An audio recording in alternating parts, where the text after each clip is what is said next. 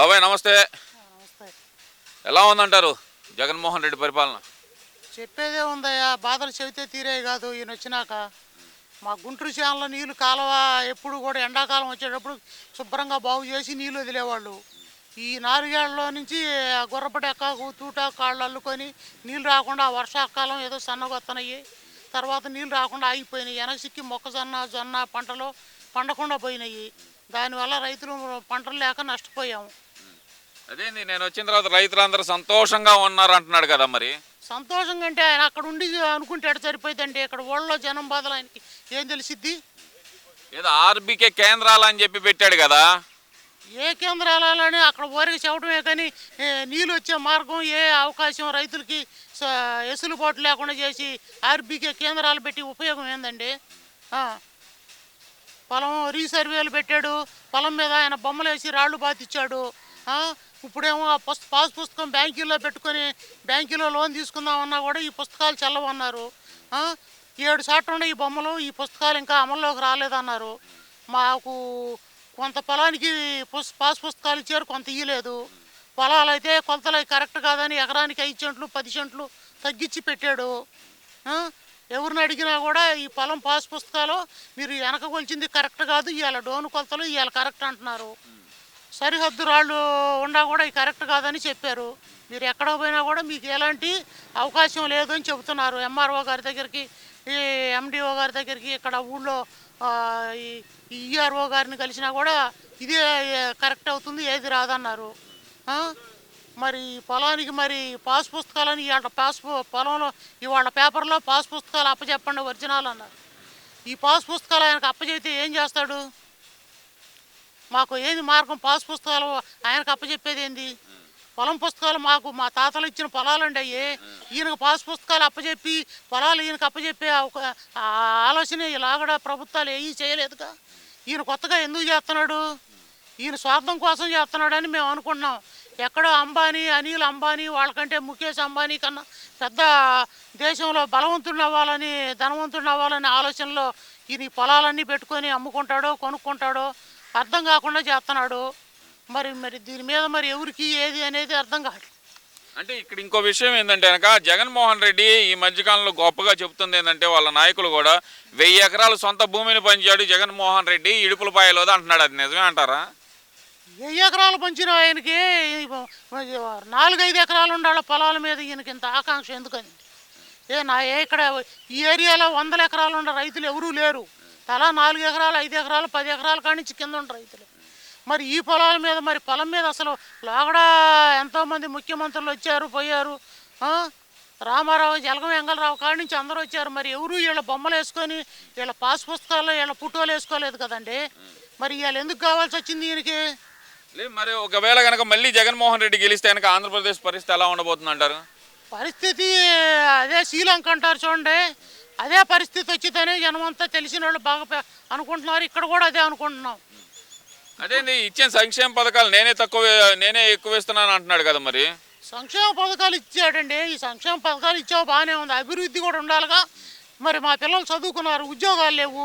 మరి చదువులు కొన్నారు, పొలం పని చేయలేరు. మరి ఏం చేయాలి వాళ్ళు? ఉద్యోగాలు ఏందండి, ఊళ్ళోనే ఉద్యోగాలు కల్పించాను నేను అంటున్నాడు కదా. ఊళ్ళో ఒక 20 ఉద్యోగాలు అక్కడ సచివాలయంలో 5 ఏళ్ళను 10 ఏళ్ళకో 20 ఏళ్ళకో 10 మందిని పెట్టాడు. తగ్గిన వాళ్ళందరూ ఏం చేయాలండి? తగ్గిన వాళ్ళందరూ ఇళ్ళ కాడ ఉండాల్సిందేనా? మరి అసంటప్పుడు అభివృద్ధి ఏమవుతుంది? అభివృద్ధి ఏడైద్ది? సంక్షేమ పథకాలనే కానీ అభివృద్ధి రావట్లేదు కదండి. మా పిల్లల టైంలో మరి మా పిల్లలు ఎట్టా? మరి పొలం పని సరిగా చేత కాదు, మరి ఉద్యోగాలు లేవు, మరి ఫ్యాక్టరీలు లేవు. సరైన ఆలోచనతోటి ఏం చేయాలనేది పిల్లలకు కూడా అర్థం కావట్లేదు. చదువుకొని ఏం చేయలేక ఏం చేద్దామని ఆలోచనలో పడిపోయారు. దీనికి మరి ఏం చేశాడు? మరి మంచి పనులు చేసింది ఏ కంపెనీలు నేనే భారీ ఎత్తున తెచ్చాను అంటున్నాడు. 13 లక్షల కోట్ల పెట్టుబడులు ఏమో తెచ్చాను అంటున్నాడు కదా. తెస్తే ఏం చేసుకున్నాడనండి? మాకు ఏం తెలుసు? ఏ కంపెనీ సాగిచ్చిన కంపెనీ ఎక్కడ ఒక్క కంపెనీ ఉందా? అమరాన్ బ్యాటరీ కంపెనీ ఉంటే అది వెళ్ళిపోయా, ఆ కియా కంపెనీ ఉంటే వాడు వెళ్ళిపోతానంటే ఇంకా ఏరే కంపెనీ వాళ్ళు వచ్చిన వాళ్ళంతా వెళ్ళిపోయా. మరి ఇంకేయి కొత్తగా వచ్చిన కంపెనీలు వెయ్యి మళ్ళీ గెలిపించండి నేను అభివృద్ధి చేసి చూపిస్తా అంటున్నాడు కదా. గెలిపితే ఉందండి. వీళ్ళు ఉండ పొలాలు మొత్తం శుభ్రంగా ఆయన తాకట్లు పెట్టుకొని అమ్ముకొని అంబానీ, ముఖేష్ అంబానీ, అనిల్ అంబానీ కన్నా కూడా ధనవంతుడు అవుతాడు. మేమంతా కూలి చేసుకొని బతకటం. ఇంకా ఆయనకు ఓట్లేసి మాకు దానివల్ల అలా ఉపయోగం ఏముంది? నాకు ఓటేస్తే కనుక సంక్షేమానికి అభివృద్ధికి ఓటేసినట్టు అని చెప్పి మరి చెబుతున్నాడు మరి జగన్మోహన్ రెడ్డి. మరి ఆయనకు ఓటేస్తే సంక్షేమానికి ఓటేసినట్టేనంటారా? అవన్నీ ఆయన అనుకుంటే సరిపోదు కండి, జనం అనుకోవాలిగా. ఆయన అనుకున్నంత మాత్రాన సంక్షేమానికి అభివృద్ధికి చేశాను అనుకుంటే ఎడ సరిపోయింది. నేను రేపు జరగబోయే యుద్ధం పేదలకి పెత్తందారులకి అంటున్నాడు. ఇందులో పేదలు ఎవరంటారు, పెత్తందారులు ఎవరంటారు? అంటే పెత్తందారులు పేదలంటే ఎంత ఉండాలి, పెత్తందారులకి పేదలకి ఎంత ఉండాలి? మరి అది కూడా ఆయనే నిర్ణయించి చెప్పమనండి.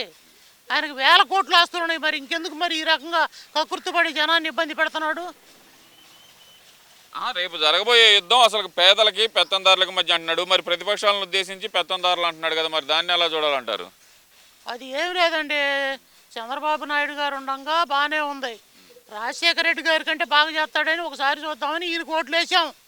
ఈసారి వేయమండి. మేము ఓట్లు ఎందుకు వేస్తాము? మాకు ఈయన వల్ల ముందు కట్ట 800 అమ్మింది, 1500 అమ్ముతుంది. మాకు ఏమి న్యాయం జరిగింది? ఏంటి సబ్సిడీ ఇవ్వట్లేదా? సబ్సిడీ ఇచ్చారు, పెంచారు, సబ్సిడీని తగ్గించారు. తగ్గించేటప్పటికి ముందు కట్టడం కొద్దిగా పర్సెంటేజ్ పెరిగినాయి. మరి అట్నే ఇంకా పురుగు మందులు ఉన్నాయి. ఇదివరకు లీటర్ 600, 800 ఉంది.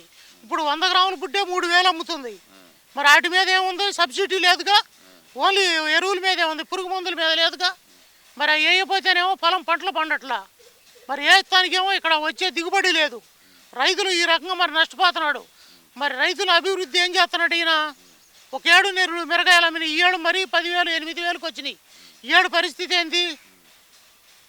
అంటే ఇక్కడ ఇంకో విషయం ఏంటంటే కనుక జగన్మోహన్ రెడ్డి చాలా గొప్పగా చెబుతుంది. నేను 2,75,000 కోట్లు పంచాను జనానికి అంటున్నాడు కదా. దేనికి పంచాడు? ఎవరికి పంచాడండి? దేనికి? పలానా దానికి ఎవరికి పంచాడు? పేదలకు ఇచ్చానంటున్నాడు. పని చేసుకోకుండా వాళ్ళని పాడు చేయటం తప్పితే దేనికి ఇస్తున్నావు నువ్వు?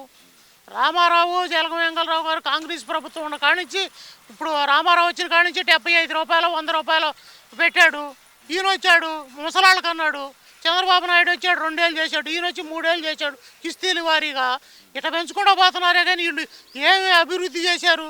అంటే ఇక్కడ మళ్ళీ చంద్రబాబు నాయుడు వచ్చి కనుక నేను వృద్ధాప్య పెన్షన్ 4,000 ఇస్తాను అంటున్నాడు.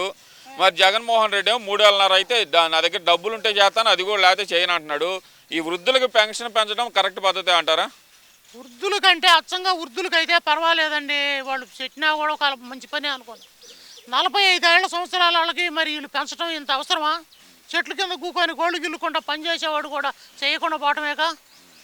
ఇప్పుడు చేయలేని ముతక లేని వాళ్ళకి ఇచ్చినందువల్ల తప్పేం లేదు, మంచిది మాటే. మరి మామూలుగా బాగుండాళ్ళకి అన్నీ ఉండాళ్ళకి ఎందుకు ఇయటం మరి అంత చేటు?